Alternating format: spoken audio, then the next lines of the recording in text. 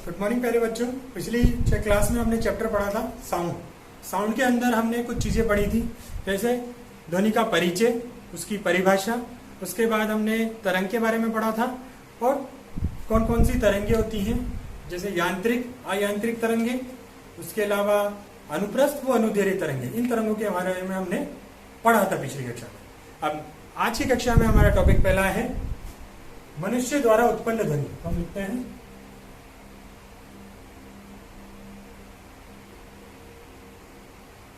मनुष्य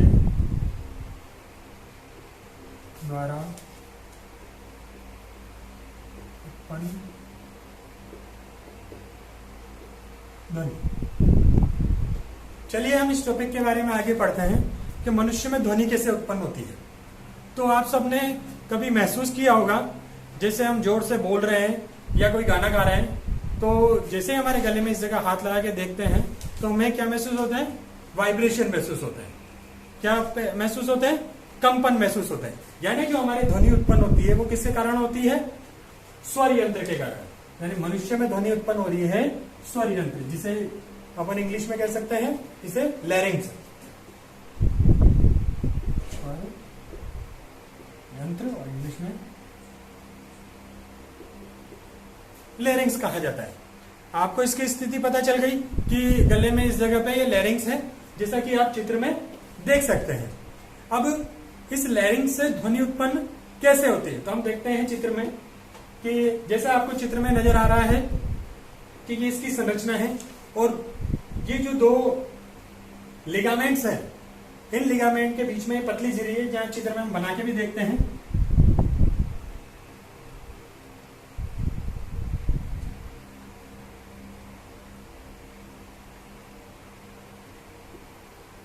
और ये जो इनके बीच में पतली सी झिर्री बसती है, और यहाँ अपने लंग्स होते हैं, फेफड़े।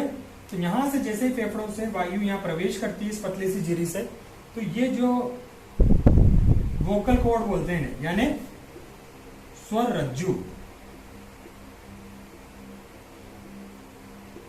ये जैसे ही ध्वनि यहाँ निकलती है तो ये वोकल कॉर्ड क्या होते हैं? वाइब्रेट होते हैं, कंपित करते हैं। और इसी कंपित के कारण ये हवा जैसे यहाँ निकलेगी तो ये काय में परिवर्तित हो जाएगी? ध्वनि में।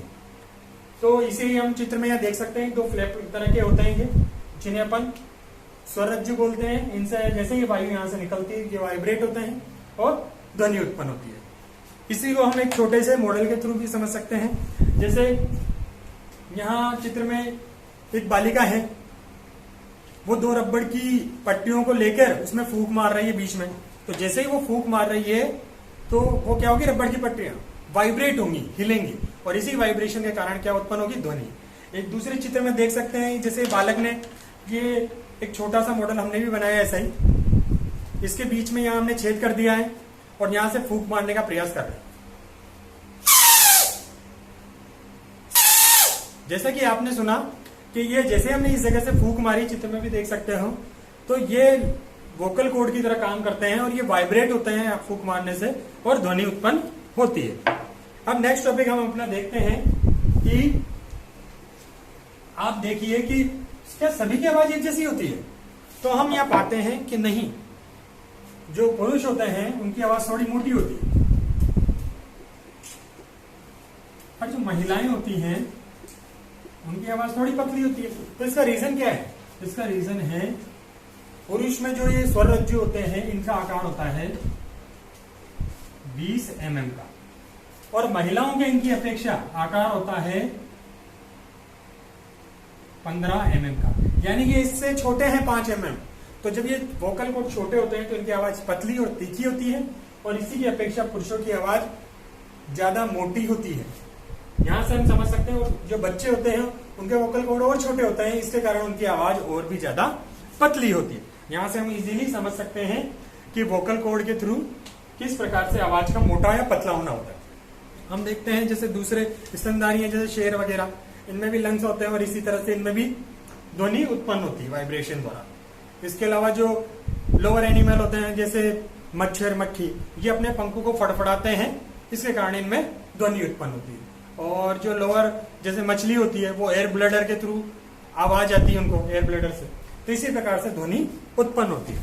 अब हम नेक्स्ट देखते हैं कि क्या ध्वनि संचरण के लिए माध्यम की आवश्यकता होती है। तो इसके लिए हम एक छोटा सा प्रयोग देखेंगे। ध्वनि संचरण के लिए माध्यम की आवश्यकता, ध्वनि संचरण के लिए माध्यम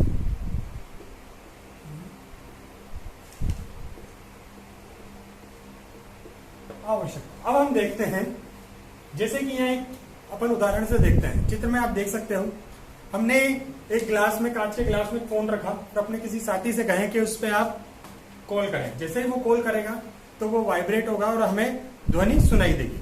अब ध्वनि हमें सुनाई कैसे दे रही है? हमारे और उस फोन के बीच में माध्यम क्या है? यहाँ हवा।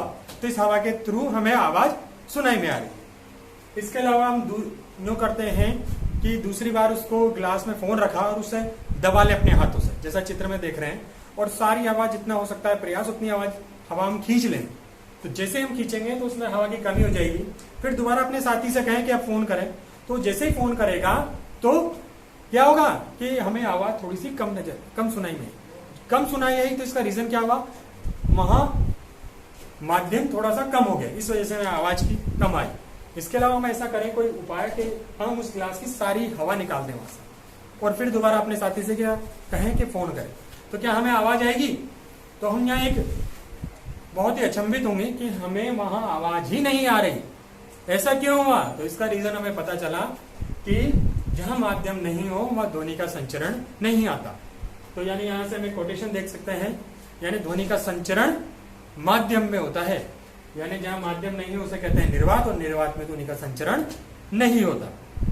अब हम इसे ऐसे देख सकते हैं, जैसे हमारे जो एस्ट्रोनॉट्स होते हैं, अब जो एस्ट्रोनॉट्स होते हैं यानी अंतरिक्ष यात्री होते हैं, वो अंतरिक्ष में जाए या चंद्रमा पर जाए, तो वहां जब वो एक दूसरे से अगर बोलेंगे तो क्या वो एक दूसरे से बात कर पाएंगे, सुन पाएंगे? तो इसका उत्तर होगा नहीं, क्योंकि वहां माध्यम नहीं, और जहां माध्यम नहीं होता वहां ध्वनि का संचरण नहीं होता। अब इसके अलावा हम देखते हैं, क्या ये ध्वनि संचरित हो रही है, ये क्या सभी माध्यमों में होती है? तो कौन कौन से माध्यम होती है? तो इसके लिए हम यहाँ चेक करते हैं, ध्वनि विभिन्न माध्यमों में ध्वनि का संचरण। दूसरा टॉपिक है अपना विभिन्न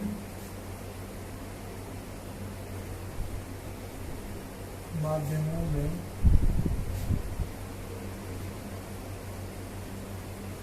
ध्वनि का संचरण। तो हम देखते हैं, सबसे पहले ठोस में देखते हैं कि ठोस में ध्वनि का संचरण होता है या नहीं होता। इसके लिए हम यहाँ डायग्राम देख सकते हैं कि जैसे ये दो बालक हैं, इन्होंने मीटर स्केल पकड़ रखा है, एक ने कान पे लगा रखा है एक सिरा, और दूसरा इस सिरे पर वो खुरच रहा है। तो जैसे ही वो खुरचेगा उस पे, तो उधर उसे दूसरी साइड पे जहाँ कान पे लगा रहा है बड़ी तेज आवाज आ रही है, यानी हमें पता चला कि ठोस में भी ध्वनि का संचरण हो रहा है। पर दूसरी चित्र में देखते हैं, जैसे एक मेज है, मेज पे एक बालक इधर से कान लगा रखा है और इधर दूसरे जो बालक खड़ा है उसने थोड़ा सा धीरे से मारा। जैसे ही वो मारता है वैसे ही वहां बड़ी तेज तरीके से उसे आवाज आती है। यानी कैसे हुई आवाज? आवाज ठोस में से होकर संचरित करी, और जिस बालक ने कान लगा रखा दूसरी सिरे पर उसे आवाज सुनाई दी।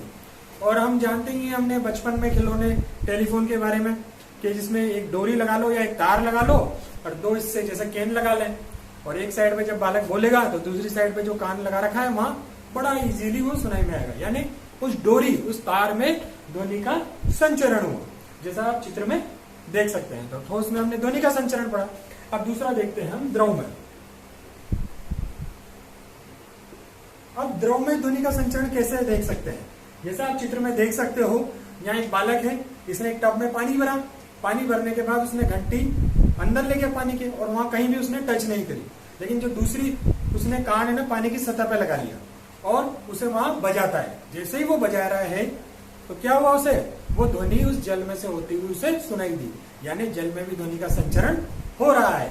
अब तीसरा माध्यम देखते हैं हम। ठोस हो गया द्रव, अब तीसरा गैस, जिसे अपन वायु भी कह सकते हैं, क्योंकि हमारे चारों ओर कौन सा माध्यम है? यही वायु।